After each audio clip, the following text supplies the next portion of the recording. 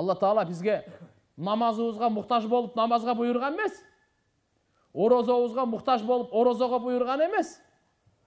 Биздин зекетибизге муктаж болуп Алла Таала зекет берле деп аткан жери жок.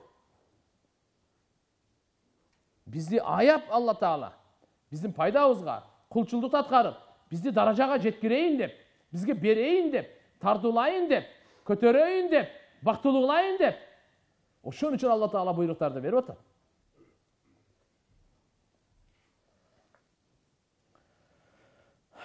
Wallahu ganiyyun hamid. Allah subhanahu wa ta'ala bay, maqtalgan, bay qanday? Allah subhanahu wa ta'ala muhtaç emes деген сөз. Muhtaç emes Allah Taala. Bardıq жаралган Аллага muhtaç. Allah bürösüne de muhtaç emes. Maqtalgan zat Allah subhanahu wa ta'ala. Bendenin al ibadatına qajeti жоқ Allah Taala. Za'amallazina kafaru alla yub'athu qul bala wa rabbi latub'athunna thumma latunabba'unna bima amiltum wa zalika 'ala Allahi yasir. Kafirlar aytıştı. Alар ойлап айтышты, не дейт? Alla yub'athu. Biz hech qachon qayradan tirilbeymiz deydi. Tuğanlar, iman. Ölgöndөн keyin tirilgenge işengen adam uşunu imandı dep aytат. Ölgöndөн keyin tirilgenge işengen adam biz uşunday жашайлы, ölgöndөн keyin tirilem dep жашайлы. Biz tuğanlar uşunday жашайлы, ölböy turganday bolup жашабайлы. Biz bu dünyada жашаганда ölböy turganday bolup жашабайлы. Öle turganday bolup жашайлы. Ölgönübüzde tirile turganday bolup ölöylü. Ölgönübüzde tirile turganday bolup ölöylü. Peygamberimiz sallallahu aleyhi ve sellem'e gelip Peygamberimiz şunday dep aytsa, "Ey, sizlerdi Allah kayra tiriltet, kayra suraka çakırat, suraka turguzat, esep kitepke turguzat, beyişi üçün, dozok üçün çeçim çıkarganga turguzat. Sizlerdi kayra Taala, yavma yahşuruhum. Allah Taala kıyamet günü kayra sizlerdi bardın ardı turguzat. Ka'allam yelbatu illa sa'atan minen nahar." Bирок алар турганда bu dünyada biraz ele saat жашаган турбайбызбы дешет экен да. Bu dünyada 100 yıl yaşasanız dağı biraz ele saat bolot, bilip koyuңуз. Oşonduktan oşol kiçinekey her bir minutawızды жакшылык менен толтурайлы. Her bir sekundawızды жакшылык менен толтурайлы. Her bir saatыбызды жакшылык менен толтурайлы. Her bir kiçinekey wagtda жакшылык менен толтурайлы. Yawma yahşuruhum. Erte kıyamet günü aytat eken adamlar. Biz bu dünyada sa'atan minen nahar, gündüzdün biraz saat. Bir saat degen 60 minut emes. Biraz ele wagt aytat. 20 minut. Andan da az. Uşonчо эле жашаганда 100 yıl yaşasanız деле, 100 yıl yaşasanız деле 20 minutda öyle. 150 yıl yaşasanız деле 20 minutda öyle. Ahiretin aldığında Allahu Akbar. Miqdaruhu alfa sana, 50 alfa sana. Allah'tan ahiretin bir günü 50.000 yılga barabar. Kança yılga? 50.000 yıl bir günü.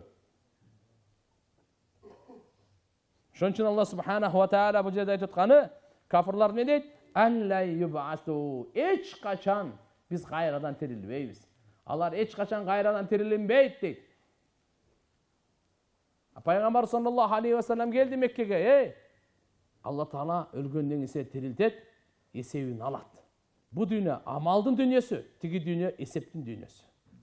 Bu dünya jooptun dünyası, tigi dünya suraktın dünyası. Tigi dünyadagi suraktardın, soralardın joobu bu dünyada.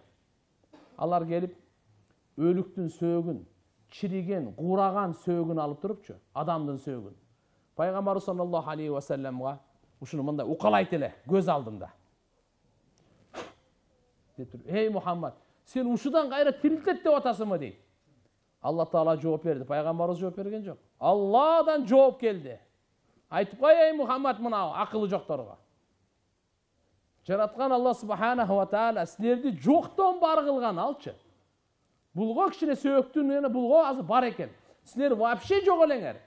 Jokton bar kılganga, jok kılıp turup gayra bar kılıp koyup ne kıyın ağa? Men düşündür aldым mına sözdü. Bizdi jokton bar kılganga Мына башында айттым эле, мына 100 жыл мурда жок элек, же бар белек? Бирөөңүздөр айта аласыңарбы? 100 жыл мурда бар белек? Айтпайсыздарбы? Жок. Азыр барбызбы? Мына жакшы ойлонуп айтсаңар, түшпү мына өңбү? Я, Маркс айылында өзүбүз отурабыз, турабы? Түшмесе турабы? Өң да. Кандай азыркы отурганыбыз өңүбүздө чын, кайрадан тирилүү ушундай чын.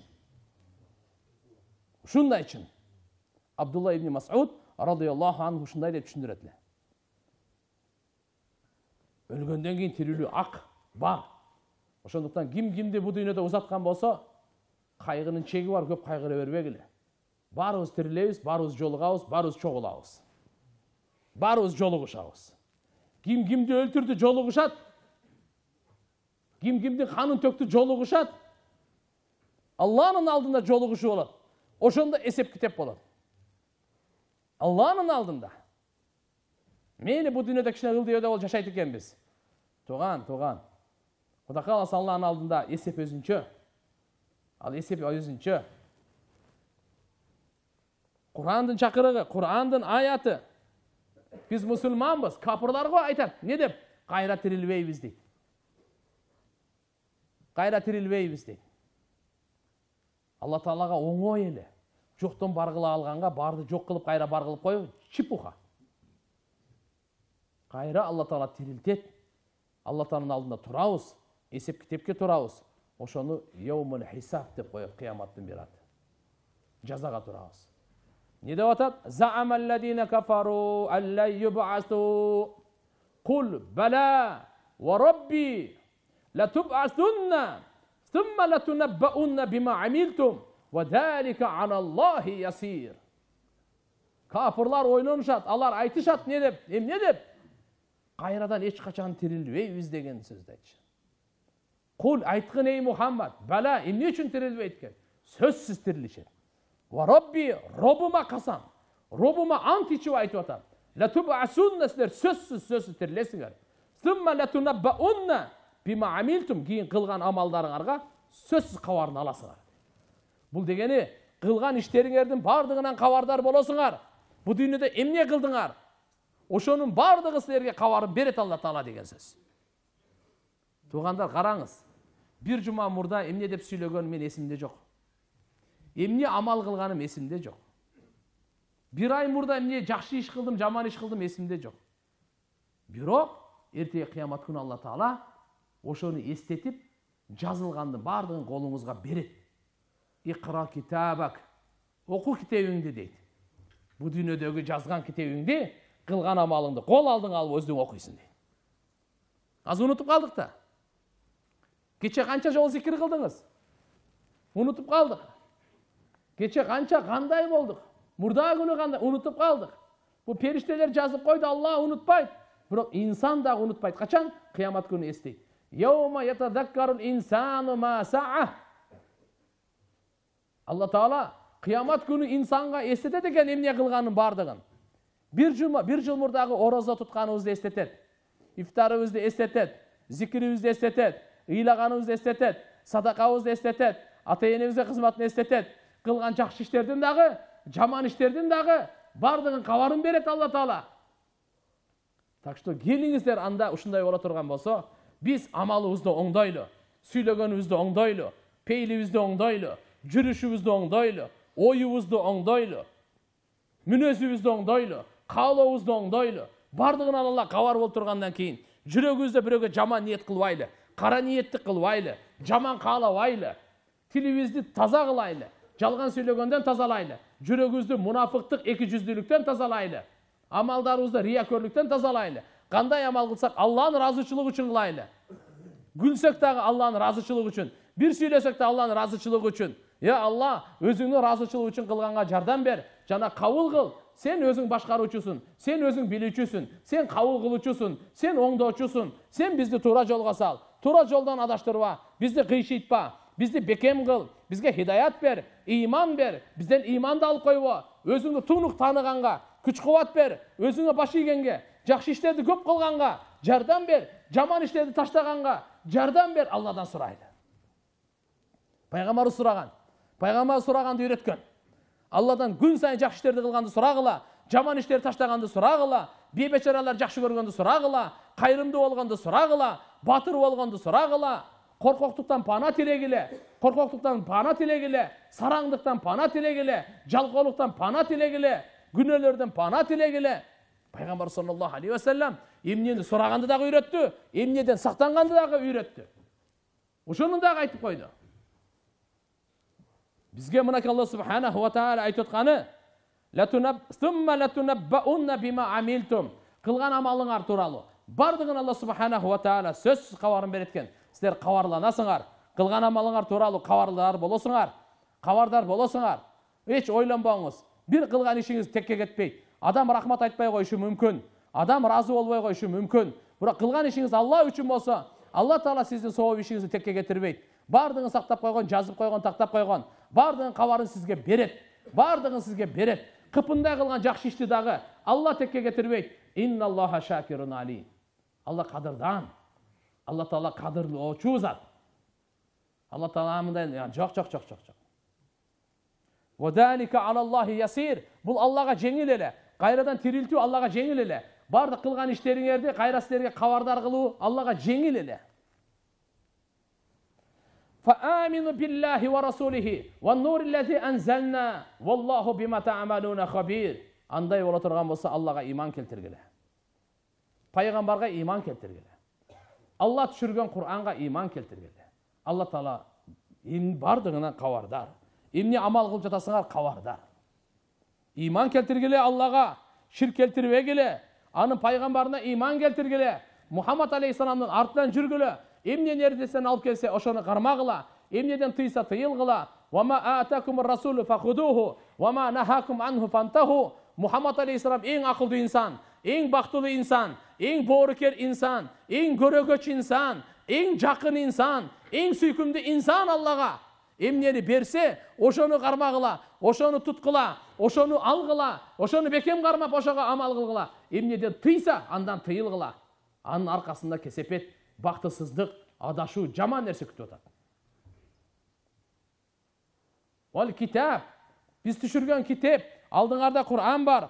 Ва нуриллази анзална. Китепти нур деди Алла таала. Алланын китеби бар. Ошо Кур'анды. Ошого иман келтиргиле.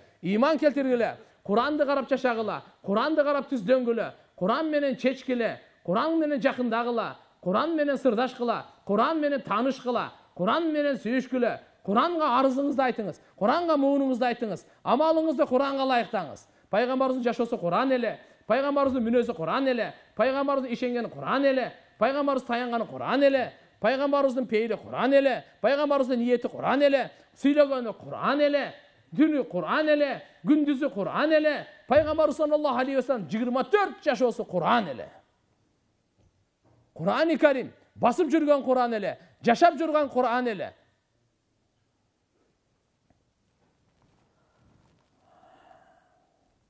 Yawma yajma'ukum li yawmil jam'. Zalika yawmut taghabun. Эрте кыямат күнү барыңарды Алла таала топтойт. Ушундай күнү li yawmil jam'. Кыяматтын бир аты Кур'анда yawmil jam'. Топтой турган күн деген атап койду Алла таала. 7 атаңызды топтойт, 7 небереңизди топтойт, ата тегиңизди топтойт, урпагыңызды топтойт. Бардык адамдарды топтойт Алла субханаху ва таала. Yawma yajma'ukum. Бардыңарды Алла таала топтойт. Бирөө эртерээк барып турат, бирөө кечирээк барат. Бирок бардыгы ошол жерге барып топтолот. Алла субханаху ва таала махшар майданында бардыгын топтойт. Ошо күнү лияумил жам топтой турган күн үчүн дейт. Аталарыбызды көрөбүз, апаларыбызды көрөбүз, энелерибизди көрөбүз, чоң аталардын бардыгын көрөбүз, тайдеңиздин бардыгын көрөбүз, тай атаңыздын бардыгын көрөбүз, бала чакаңыздын бардыгын көрөбүз. Бу дүйнөдө өтүп кеттиңиз. Сиз неберелерди көрдүңүзбү, көрбөй калдыңызбы билбейм. Чеберелерди, кыбыраларды көрдүңүзбү, көрбөй калдыңызбы билбейм. Бирок кыямат күнү бардыгын көрөсүз. Барын көрөсүз. Азыр биз кыргызбыз, 7 атага чейин бар. 7 атадан кийин аркын. 7 эмес 90га чейин да көрөсүң. 100га чейин да көр. Канча кааласаң көрөсүң. Бар. Залика яумут тагабун. Ошо күндү эстеп жашайлы. Ошо күндү топтолучу, топтола турган күндү эстеп жашайлы. Кимден уурдагансыз, ошо менен дагы бир болосуз. Кимге уурдаткансыз, ошо менен дагы бир болосуз. Кимди ушактагансыз, ошо менен дагы бир болосуз. Ким сизди ушактаган, ошо менен дагы бир болосуз. Сахабаларды көрөбүз. Аллаху акбар. Пайгамбарларды көрөбүз. Бардык адам бирге топтолот. Алла субханаху ва таала топтойт. Yawma yajma'ukum li yawmil jam'. Allah Taala ушундай күнү, кыямат күнү баарыңар топтойт. Ал аты yawmul jam', топтой турган күн. Далика yawmut tagabun. Ал күн тагабун деген күн. Тагабун деген не? Зыян тартуу. Зыян тарта турган. Зыянга учурай турган. Ошондой күн экен залика yawmut tagabun. Кафырлар, бузукулар, имансыздар. Уткурдук дейт экен. Мына уткурдук, түбөлүктү уткурдук. Уткура турган күн экен залика yawmut tagabun. Пайгамбар саллаллаху алейхи ва саллям айтат: ар бир адам дүнүйөгө келгенде Алла Таала бир орунду бейиштен даярдайт, бир орунду дозоктон даярдайт экен. Ар бир инсан, орус боло, карис боло, африканец боло, американец боло, кыргыз боло, ким болбосун. Мусулманбы, коммунистпи, бутпарасбы, отпарасбы, христианбы, еврейби, айырмасы жок. Инсан бу дүйнөгө келдиби? Келди. Буга бир жай бейиштен, бир жай дозоктон даяр болот экен. Мусулман барыбызга. Эгерде иман менен жашап, Аллага баш ийип жашап, бул ааламдын кожоюнуна баш ийип жашап, өтө турган болсок, бейиштеги орунду аласыз, дозоктогу башкага калат. Эгерде имансыз жашады, Алланын айтканын укпай жашады, алгага дозоктогу жайын алат, бейиштеги жайын алдырат. Ушу алдырып бергенди айтат тагабун деп коет. Залика yawmut tagabun. Bir hadiste Peygamber sallallahu aleyhi ve sellem aytты: "Ey ümmetim, muflis degенди билесиңер бе?" Muflis. Sahabalar aytты: "Ова, не деген деле? Банкротка учураган. Акчасы жок. Банкрот. Ушунун аты muflis" деп. Пайгамбар саллаллаху алейхи ve sellem aytты: "Жок" деди. Muflis дегенди угуп алыңыз. Не деди? Muflis деген эртеге кыямат күнү көптөгөн жакшы иштерди алып барат экен.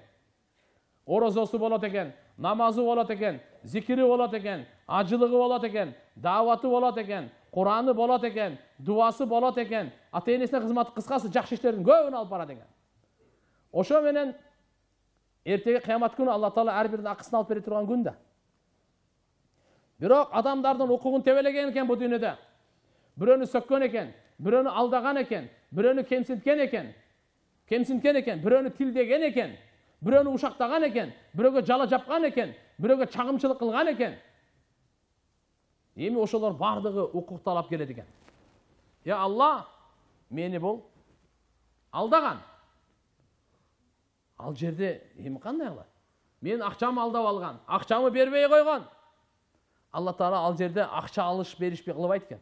Соопту алып берет экен тиги.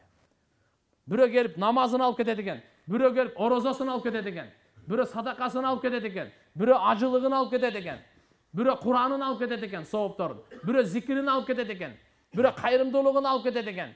Бардыгын кел укук ээлери келет экен. Мени бул сөккөн, мага жала жапкан, мени алдаган, мага жалган айткан, мени кордогон, мени теке берип басмырлаган, мени акарат кылган, кыскасы бардыгы алып кетет экен. Бу да сооп калбай калат экен. Берейин десе жок, дагы эле укук ээлери келет экен. Биздин дагы акыбыз бар, биздин дагы акыбыз бар. Биздикини алып бер я Алла деп. Алып берейин десе сообу жок. Анан не кылат? Тигилердин күнөөсүн буну мойнуна коет экен. Алардын күнөөсүн буяка алып берет экен. Биринчи соопторун алып берип атты эле, сообу жок болуп калды, дагы алып бериш керек да. Себеп Алла адилеттүү да. Не кылат анан? Тигилердин алып берет экен. Буну мойнуна, күнөөлөрү мойнуна алып берет экен. Ушуну муфлис деп айтты. Ушуну муфлис деп айтты. Кур'анда залика yawmut tagabun. Ал ушундай күн, банкрот, чыныгы банкрот ошондой көрөсүң. Чыныгы зыян тартканда ошондой көрөсүң. Чыныгы өкүнгөндө ошондой көрөсүң. Ошондуктан имам Муслим рахимахулла келтирген хадисинде пайгамбар саллаллаху алейхи ve sellem айтат: "Кимде ким бирөөдө акысы калса, бу дүйнөдө кечиртип алсын. Акысын берсин. Же кечирим сурап кечиртип алсын. Ахиретке таштабасын. Айланайын ахиретке таштай көрбө. Тияк тамаша эмес. Ал жакта сенин байлыгың, мансабың, бийлигиң, күчүң жүрбөйт аерде. Алла Таала мүйүзү жок. Эчкини, мүйүздү эчки сүзгөн болсо, өчүн алып бере турган күн. Болбосо айвандар, ал акылы жок да, эчкини сүзүп коет да. Уйду деле сүзүп коет. Койду, кочкорду деле сүзүп коет. Тооктор деле күчтүүсү кичинекейин чокуп коет. Ошонун бардыгын акысын алып берет экен Алла Таала. Акылсыздардын акысын алып берип аткандан кийин, акылдуулардын акысын текке таштайбы? Бирөөнүн акысынан коркойлу. Бирөөнүн акысына киргенден коркойлу. Билбейсизби? Ушактабаңыз таксыр. Артынан вообще сиз сүйлөбөңүз. Бирөөгө жана жаппаңыз, бирөөнү сөкпөңүз, тилдебеңиз. Бирөөнүн бир сомун албаңыз, алдабаңыз, түшүп калса дагы албаңыз. Акчасы түшүп калса, уурдаган тиякта турсун, түшүп калса албаңыз. Бирөөнүн көзүн жашын агызып тартып алгандар Кудайдан корксун. Бу дүйнөдө күчүнө, куралына, досторуна, мансабына таянгандар Кудайдан коркойлу. Алсыздарды жебейли. Эртеге жооп бере турган күн болуп калат, чатак болуп калат dedi. Залика яумут тагабун. Бул Кур'андын чечими. Алла адилеттүү. Алсыздын акысын алып бере турган, мазлумдун, зулум чеккендин акысын алып бере турган күн бар. Ошондуктан айтат субханаллах, бир маселе эске келип кетти.